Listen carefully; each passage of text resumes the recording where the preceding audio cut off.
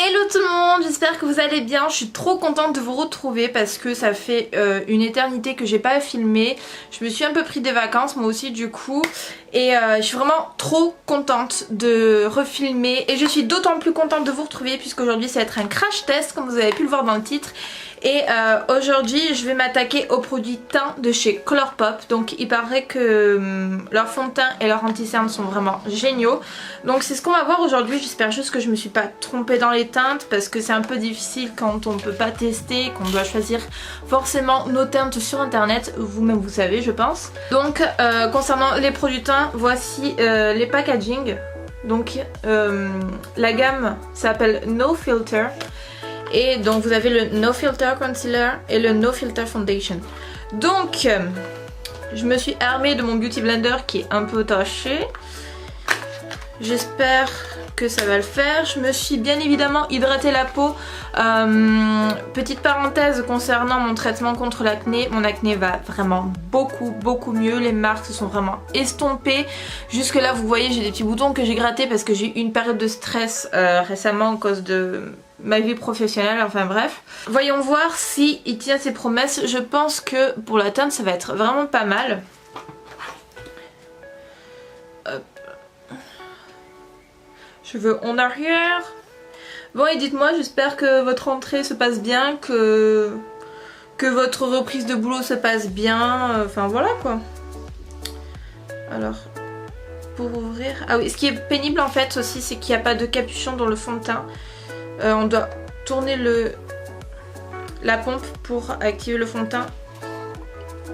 Voilà, j'espère que là je l'ai bien ouvert. Ok. Le fond de teint est hyper liquide. J'espère que le Beauty Blender va pas trop l'absorber.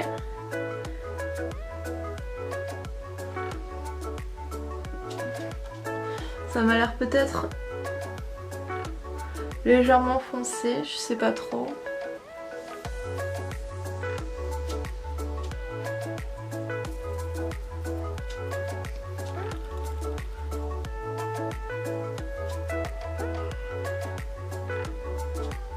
Je sais pas si je voulais préciser mais ce fond de teint promet couvrance, matité je crois, je sais plus trop ce qu'il promet mais il promet pas mal de choses. Déjà mes rougeurs autour de mes petites imperfections que j'ai grattées, elles sont camouflées. L'application au Beauty Blender est vraiment pas mal. Je pense que la couleur est légèrement foncée. Mais bon, quand on commande sur internet, il faut s'y attendre un peu, de se planter sur les teintes forcément. Mais encore ça va, j'ai pris une teinte médium. Je sais plus quelle teinte j'ai prise. Ouais, la médium 100. Donc normalement, c'est censé être bon. Mais je suis pas trop sûre. Je sais pas si... Je pense que la couvrance est assez modulable. Mais déjà, je trouve que là, on est plutôt pas mal. Et je vous dirai après le prix du fond de teint et du concealer. Je pense que vous allez un peu halluciner sur le prix. Enfin, là, je l'ai pas de tête, mais je vous le mettrai, je vous l'afficherai juste en bas. Ok. Je trouve que le rendu du fond de teint est vraiment plutôt pas mal. Je vais peut-être rajouter une pompe pour avoir une plus haute couvrance. Parce que moi, vous savez que j'ai besoin vraiment de couvrance sur mes fonds de teint. Donc je vais essayer de camoufler davantage ce que je veux camoufler. On n'oublie pas le cou pour éviter toute démarcation, surtout quand on s'est légèrement planté sur la teinte. Ouais, légèrement foncé, c'est dommage. Il est facile d'application, franchement, au Beauty Blender ça va. J'aurais dû faire une partie, une moitié de visage au Beauty Blender et une moitié au pinceau pour voir s'il y avait une différence concernant l'application du fond de teint. Mais là, à première vue, franchement, le rendu, il est nickel, quoi. Et ouais, si vous voulez un peu plus de couvrance comme moi, n'hésitez pas à rajouter une demi-pompe ou une pompe.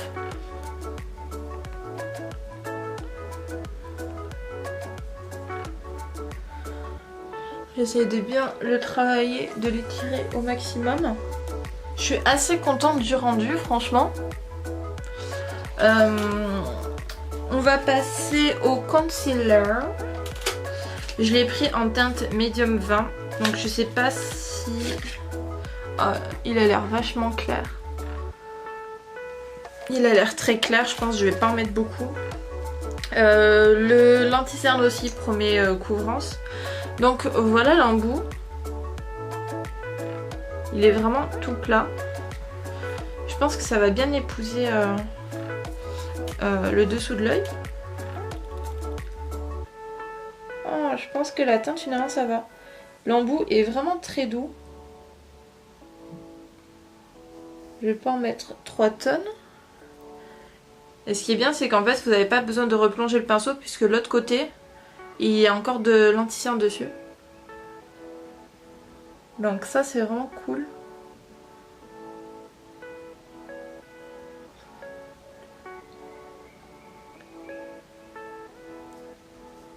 Donc pareil pour le concealer. Je vais venir l'estomper au Beauty Blender. Qui est lui aussi taché. Je vous rassure, je lave mes Beauty Blender.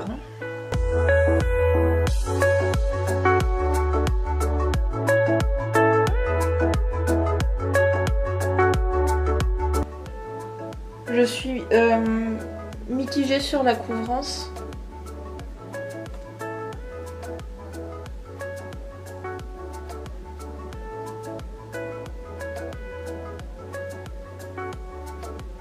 Vraiment mitigée. Je vais estomper le bord avec mon Beauty Blender. Hop.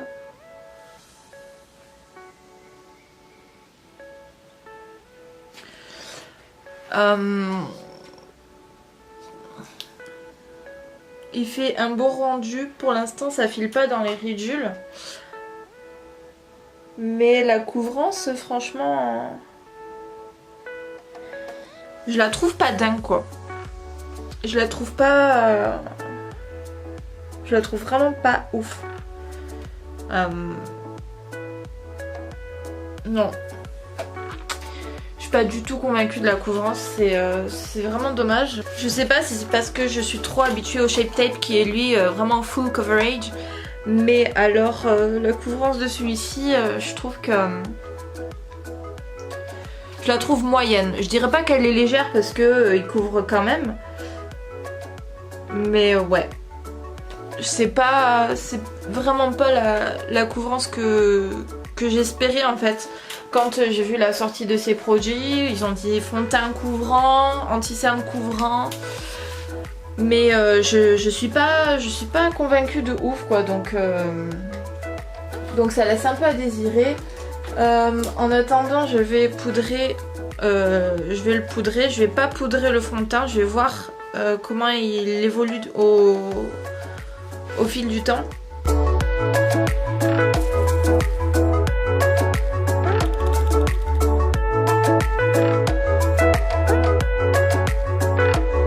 Là, il est vrai que je tourne la vidéo un peu tard. Si j'avais su, j'aurais tourné plus tôt pour vous dire mes impressions sur le fond de teint et sur l'anti-cerne au fur et à mesure.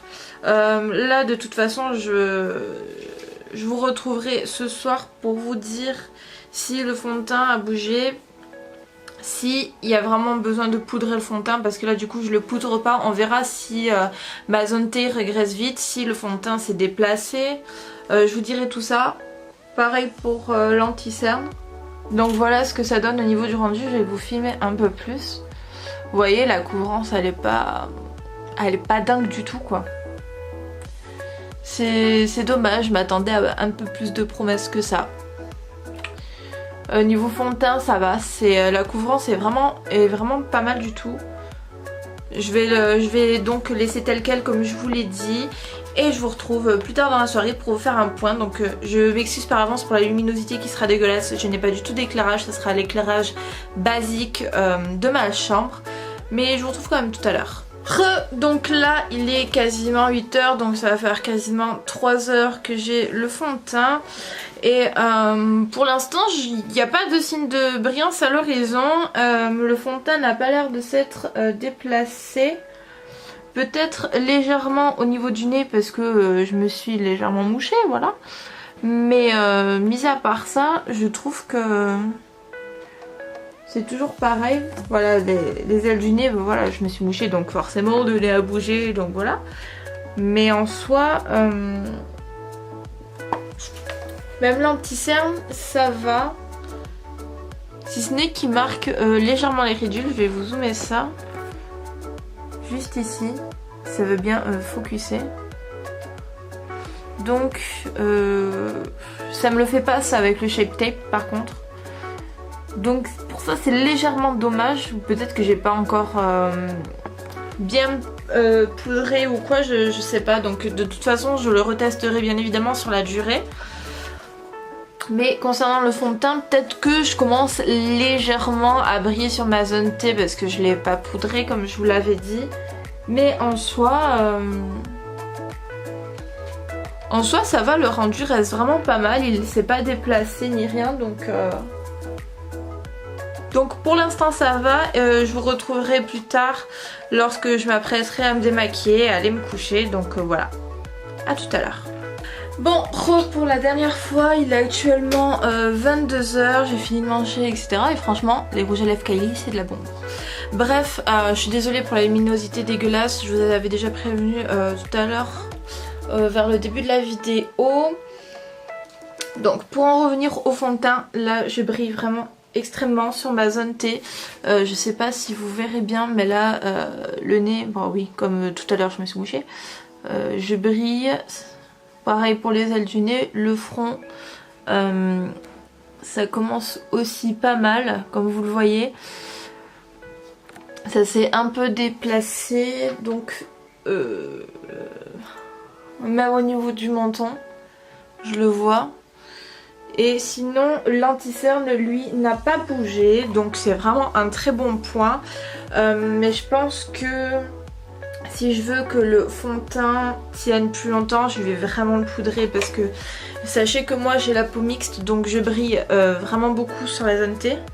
Donc voilà pour cette journée test de ce fond de teint. Ce que j'aurai à dire, c'est que le fond de teint fait un très beau rendu. Je ne dirais pas qu'il est full coverage, mais il a une bonne couvrance, mais sans plus quoi. Vraiment c'est modulable. Si vous voulez plus de couvrance comme moi, vous rajoutez une demi-pompe ou une pompe et demie au fil de la journée. Donc comme je l'ai déjà dit, hein, je ne l'ai pas poudré. Donc j'ai commencé vraiment à briller au niveau de ma zone T. À voir quand je le retesterai en le poudrant si ça change beaucoup ou pas, ou si ma zone T regresse automatiquement. Concernant l'anti-cerne, franchement la couvrance elle est pas oufissime comparé au Shape Tape par exemple, comme je vous l'ai dit, mais franchement il a pas bougé, il a tenu nickel. Et voilà quoi, donc je vous rappellerai les prix que je vous mettrai juste ici de l'anti-cerne et du fond de teint. J'espère vraiment que cette vidéo journée crash test sur les produits teints de Colourpop vous auront plu. N'hésitez pas à vous abonner à ma chaîne si ce n'est pas encore fait, et surtout n'oubliez pas de liker ma vidéo, ça me ferait vraiment super plaisir. Sur ce, je vous fais de très gros bisous et je vous dis à bientôt pour une prochaine vidéo. Ciao!